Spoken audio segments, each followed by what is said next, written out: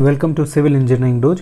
आज मैं कुछ इन्फॉर्मेशन आपको एसएससी से रिगार्डिंग देना चाहता हूं। एसएससी जेई का जो नोटिफिकेशन आता है, अभी आया नहीं है 2021 का, मैं पहले बता दूं। आप लोग का जो डाउट रहता है डॉक्यूमेंट से रिलेटेड, कुछ एलिजिबिलिटी से रिलेटेड, ये सारे डाउट को मैं क्लियर करना चाहता हूं इस वीडियो को थ्रू, क्योंकि बहुत बच्चे मेल कमेंट करते रहते हैं और पूरे प्रिपरेशन, ये पूरे जर्नी के दौरान परेशान भी रहते हैं कि मेरा ये डॉक्यूमेंट गड़बड़ है या इसमें ये मिस्टेक्स है, या जो एक्सपीरियंस सर्टिफिकेट हो या ओबीसी एससी एसटी सर्टिफिकेट्स वगैरह हो, या और जो एलिजिबिलिटी है। तो ये नोटिफिकेशन जो है वो 2020 का मैं रेफरेंस लेके सारे नोटिफिकेशन में कुछ इंपॉर्टेंट चीज़ें जो हम लोग को जानना चाहिए वो मैं बता दे रहा हूँ कि फॉर्म जब आएगा, जो हम लोग एक्सपेक्ट कर रहे हैं 2021 की अक्टूबर लास्ट तक या नवंबर फर्स्ट हाफ में आ जाना चाहिए नोटिफिकेशन, उससे पहले आपका जो भी रिक्वायर्ड डॉक्यूमेंट है वो रेडी रहे, जिससे कि आपको एक बार फॉर्म फिलअप करने के बाद कोई टेंशन ना हो कि मेरा ये चीज़ गड़बड़ है, और उससे पहले हम लोग जो है वो सारे डॉक्यूमेंट्स को प्रिपेयर कर लें।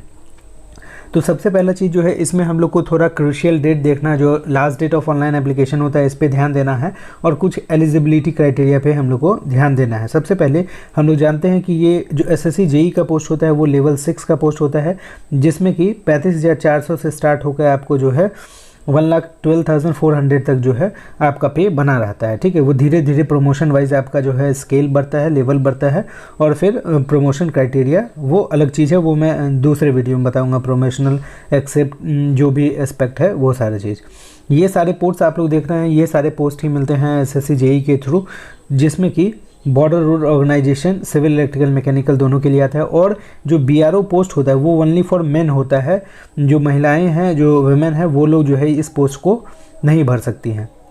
दूसरा पोस्ट जो है वो सीपीडब्ल्यूडी है।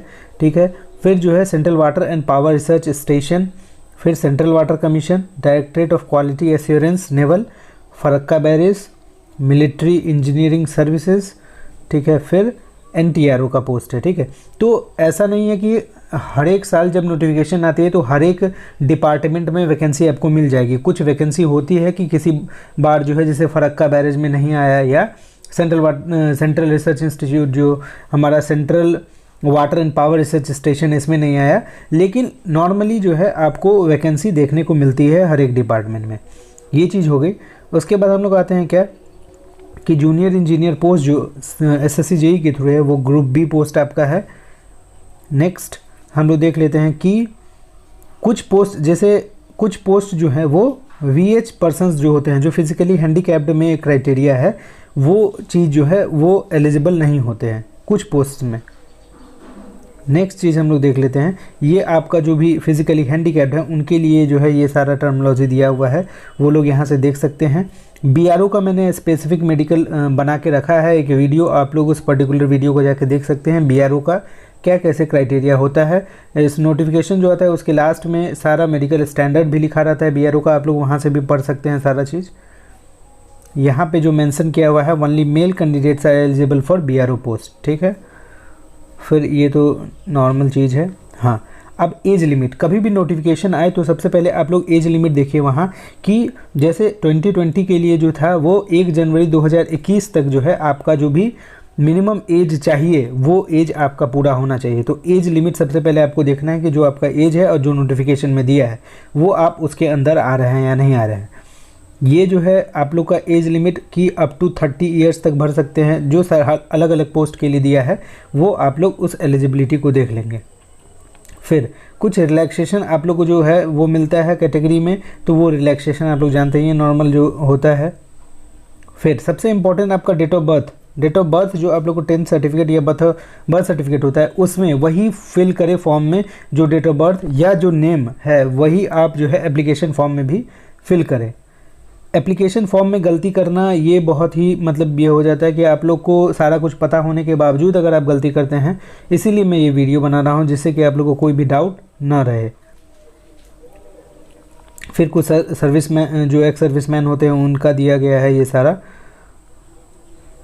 ठीक है, सर्टिफिकेट्स। ठीक, अब हम लोग देखते हैं कि जो ओबीसी सर्टिफिकेट है। ठीक है, अब person seeking appointed on the basis of OBC या ईडब्ल्यूएस, ये दोनों जो पोस्ट है मतलब जो कैटेगरी है उसके लिए दिया गया था कि 30 अक्टूबर 2020 से पहले का आपका जो है वो ऑनलाइन जो डेट था एप्लीकेशन का लास्ट डेट वो 30 अक्टूबर 2020 था, उससे पहले का आपका सर्टिफिकेट होना चाहिए। ठीक है, तो जो भी फाइनेंशियल ईयर उस समय हो रहा हो उसका आपको वैलिड ओबीसी या ईडब्ल्यूएस सर्टिफिकेट जो है वो होना चाहिए। उसी तरह से एससी एसटी सर्टिफिकेट जो है वो भी आपका जो है उसी के अकॉर्डिंग बना होना चाहिए। अब बहुत लोगों को प्रॉब्लम होता है कि इसके बाद का है, जैसे मैं ये वीडियो पहले बना रहा हूँ नोटिफिकेशन से पहले तो कायदे से क्या है कि हर एक बच्चे को बना लेना चाहिए कि बाद में ये ना कहे कि जो है हमारे पास डॉक्यूमेंट नहीं है। ठीक है, तो आप जो भी लोग हैं, जो भी नोटिफिकेशन आएगी उसमें जो भी ऑनलाइन एप्लीकेशन का लास्ट डेट होगा उससे पहले आप लोग जो भी एसएससी का फॉर्मेट है वो पीडीएफ लास्ट में दिया हुआ है, उस फॉर्मेट पर जाके आप लोग ज़रूर से अपना डॉक्यूमेंट प्रिपेयर करके रख लें, जिससे कि आपको कोई इशू ना हो। बहुत लोग जो पहले 18 या 18 का तो क्लियर हो गया, 19 बैच के जो हैं बहुत सारे बच्चे जो बाद में बनवाए हुए हैं, तो बहुत ज़्यादा मतलब जो क्रूशियल डेट है उसके बाद बनवाए हैं। तो एसएससी क्या करती है, आपके स्टेटस को वहाँ जब आप वेरिफिकेशन के लिए जाएंगे तो आपके स्टेटस को वो क्लियर की जगह प्रोविजनल लिख देगी, और जब डिपार्टमेंट में आपका सारा डॉक्यूमेंट जाएगा उस टाइम में डिपार्टमेंट जो है आपके डिस्ट्रिक्ट से वो सारा कुछ वेरीफाई कराता है। वो नॉर्मली हर एक बच्चे का होता है, जिनका क्लियर स्टेटस है उनका भी वेरिफिकेशन होता है और जिनका प्रोविजनल है उनका भी वो चीज़ होता है। लेकिन हम लोग कोशिश करेंगे कि जो लास्ट डेट ऑफ एप्लीकेशन है उससे पहले हो तो कोई टेंशन नहीं है, उसके बाद हो तो वो प्रोविजनल कर लेते हैं और फिर जाके जो है आपके डिस्ट्रिक्ट में जहाँ से भी आप फॉर्म बनवाए रहते हैं उस सर्टिफिकेट को वहाँ से वो वेरीफाई होता है।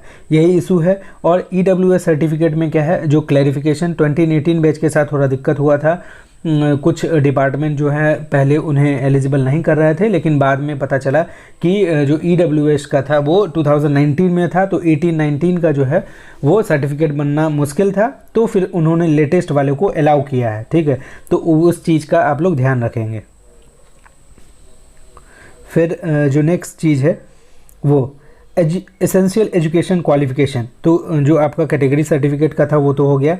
फिर ये जो एजुकेशन क्वालिफिकेशन है और एक्सपीरियंस है, इसको हम लोग को ये ध्यान से देखना है कि इसमें लास्ट डेट ऑफ एप्लीकेशन का चीज़ नहीं है। ये क्या है कि 1 जनवरी 2021 मतलब नोटिफिकेशन जो आया था वो 1 अक्टूबर 2020 को आया था, जो एसएससी जेईई 2020 हुआ था। उसका जो एलिजिबिलिटी एज का और एसेंशियल एजुकेशन क्वालिफिकेशन या एक्सपीरियंस का जो है वो तब तक वैलिड है, कब तक, 1 जनवरी 2021 तक अगर आपके पास ये चीज़ है तो आपका वो वैलिड माना जाएगा, आपको जॉब मिल जाएगा। तो इसके लिए एलिजिबिलिटी क्या क्या है कि जैसे बीआरओ है, तो बीआरओ में जो लोग बीटेक किए हैं उनका सही है, कोई दिक्कत नहीं है, लेकिन जो लोग डिप्लोमा किए हैं उनको 2 इयर्स का एक्सपीरियंस आफ्टर डिप्लोमा चाहिए। जैसे आपने अगर 2018 में डिप्लोमा कंप्लीट किया है तो 2018 मई में किया अगर, तो उसके बाद 2 साल आपका जो है वो एक्सपीरियंस, मतलब कहीं आप जॉब प्राइवेट हो गवर्नमेंट है जॉब जो है किए होने चाहिए, आपका वो 2 इयर्स जो है वो एक्सपीरियंस काउंट होगा। ऐसा नहीं कि आप कॉलेज में हैं उसी टाइम में अगर आप कहीं जॉब में लग गए या पार्ट टाइम कर रहे हैं तो वो काउंट नहीं होगा आफ्टर कंप्लीशन, जो कि आगे लिखा है मैं बता दूंगा। और बहुत लोग ये भी कहते हैं कि कहीं से भी बनवा लेंगे 2 इयर्स का सर्टिफिकेट, इससे क्या होगा कि प्रॉब्लम हो सकता है आपको फ्यूचर में, क्योंकि वो सारा वेरिफिकेशन होता है, आपका एम्प्लॉयमेंट आईडी होता है, एम्प्लॉयमेंट नंबर होता है, फिर पीएफ जो आपका करता है वो सारा डिटेल्स होता है। उन लोग ऑनलाइन भी वेरीफाई कर लेते हैं और जो है मैनुअली भी वेरीफाई कर सकते हैं। ठीक है, मतलब मैंने देखा नहीं है एक्सपीरियंस सर्टिफिकेट का किस तरह से वो होता है, लेकिन जो अभी तक सीनियर्स और ये सबसे जाना है उसके बेसिस पे मैं ये चीज़ बता रहा हूँ। फिर जो आपका बीआरओ में सेम चीज़ है इलेक्ट्रिकल वालों के लिए भी, सीपीडब्ल्यूडी जो है, सीपीडब्ल्यूडी डिपार्टमेंट में आपको सिर्फ डिप्लोमा चाहिए, इलेक्ट्रिकल मैकेनिकल में भी डिप्लोमा चाहिए। फिर आपका जो सिविल का जो central water power research station है इसमें भी डिप्लोमा चाहिए। फिर जूनियर इंजीनियर इलेक्ट्रिकल है इसमें भी डिप्लोमा चाहिए। फिर आपका जो है सेंट्रल वाटर कमीशन है, इसमें डिग्री और डिप्लोमा दोनों ही एलिजिबल है। ठीक है, तो डिग्री वाले जो हैं वो सारे पोस्ट के लिए एलिजिबल हैं। डिप्लोमा जो है कुछ जैसे बीआरओ और एमईएस में आपको 2 इयर्स का एक्सपीरियंस लगेगा। जब आप क्वालिफाई कर जाते हैं तो आपको जो है डॉक्यूमेंट वेरिफिकेशन के टाइम जो है एक्सपीरियंस दिखाना होगा। तो जो एमईएस में है, एमईएस पोस्ट के लिए भी जो है जो लोग डिप्लोमा किए हैं उनको जो है 2 इयर्स का एक्सपीरियंस चाहिए, यहाँ से आप लोग देख सकते हैं। फिर अब जो एक्सपीरियंस की बात आई थी वो एक्सपीरियंस हम लोग एक्सप्लेन करके देख लेते थोड़ा, कि यहाँ पे क्लियरली लिखा हुआ है कि आप लोग का the post where experience is required, such experience must be acquired by the candidate after completing the रिक्वेस्टिव एजुकेशन क्वालिफिकेशन। इसका मतलब कि डिप्लोमा करने के बाद आपको जो है वो 2 ईयर्स का एक्सपीरियंस होना चाहिए।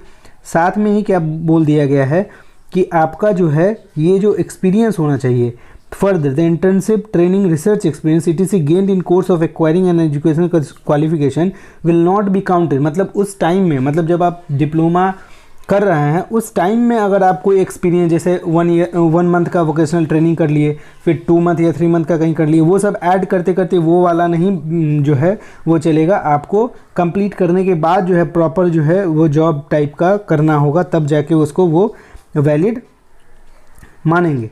और जो लिखा गया है ये लास्ट पॉइंट, ये बहुत ही इंपॉर्टेंट है, बहुत लोगों का कन्फ्यूज़न था, इसीलिए इसमें भी लास्ट में क्लैरिफाई किया गया है कि आपको बाद में ही वो चीज़ कंप्लीट करके देना है। डिप्लोमा कंप्लीट हो जाए उसके बाद ही आप लोग एक्सपीरियंस को, मतलब जॉब करके जो है बस 2 ईयर्स का एक्सपीरियंस जो है काउंट होगा। इसके बाद तो ये एप्लीकेशन फ़ी वगैरह है, सेंटर्स डिफरेंट रीजन से आप भरिएगा फॉर्म तो आपको अलग अलग रीजन्स मिलेगा। स्कीम हम लोग पेपर पैटर्न वगैरह तो जानते ही हैं, मैं एक स्पेशल वीडियो सिर्फ एग्जामिनेशन सिलेबस और पैटर्न वगैरह पे बना दूंगा। मेरा इस वीडियो को बनाने का यही था कि जो डाउट्स हैं बच्चों का वो डाउट्स ना जो है वो ना रहे। नेक्स्ट हम लोग थोड़ा सा document verification point of view से देखना है कि जितने भी डेटा हम लोग फिल कर रहे हैं उसमें कोई भी नाम में गड़बड़ी ना हो। 10th के सर्टिफिकेट से आप मैच करके अपना डेट ऑफ बर्थ भरें, नाम भरें और जो भी फादर्स वगैरह का डिटेल है वो सब भरें। और अगर कुछ डॉक्यूमेंट में आपका गड़बड़ी है, जैसे 10th में बहुत लोगों का गड़बड़ी है या 12th में, तो आप उस बोर्ड से, जैसे CBSE बोर्ड या अपने स्टेट बोर्ड से उसको करेक्शन जरूर से करवा के रखें, जिससे कि आपको डॉक्यूमेंट वेरिफिकेशन टाइम में कोई दिक्कत ना हो। और जो एक स्पेशल है कि अगर कोई गलती हो जाता है, अगर फॉर्म भरने टाइम में अगर आपके डॉक्यूमेंट में गलती है फिर इशू है, उसको आपको चेंज करवाना पड़ेगा। लेकिन अगर आप गलती से अगर फॉर्म में कुछ गलत हो जाता है या रोल नंबर लिखने में कुछ गड़बड़ी हो जाता है, ऐसा ना करें। लेकिन अगर गलती हो जाता है तो आप फर्स्ट क्लास मजिस्ट्रेट से एफिडेविट बना के SSC ऑफिस में सबमिट कर सकते हैं। वो वहाँ पे आपके डॉक्यूमेंट्स के साथ अटैच कर देंगे और डिपार्टमेंट में जाके वो फिर चीज़ जो है वो वेरीफाई होगा आपका। यही करीब सारा चीज़ था, जो भी क्वालिफ़िकेशन, जो कैटेगरी के बारे में था, जो एलिजिबिलिटी, एक्सपीरियंस के बारे में जो प्रॉब्लम था और फॉर्म से रिलेटेड जो भी डाउट था, मुझे लगता है सारा कुछ क्लियर हो गया है। अभी भी अगर कोई डाउट है तो मेल करके पूछ सकते हैं, आप टेलीग्राम चैनल ज्वाइन करके पूछ सकते हैं, यूट्यूब में कमेंट करके आप पूछ सकते हैं। और साथ ही मैं इससे रिलेटेड जितने भी वीडियोज़ हैं वो सारे वीडियोज़ आपको प्रोवाइड करा दूँगा। वीडियो अच्छा लगे तो वीडियो को लाइक कीजिए, चैनल सब्सक्राइब कीजिए और नोटिफिकेशन बेल जो है वो आप ऑन कर लीजिए, जिससे कि आपको जो है अपडेट मिलता रहे। Thank you.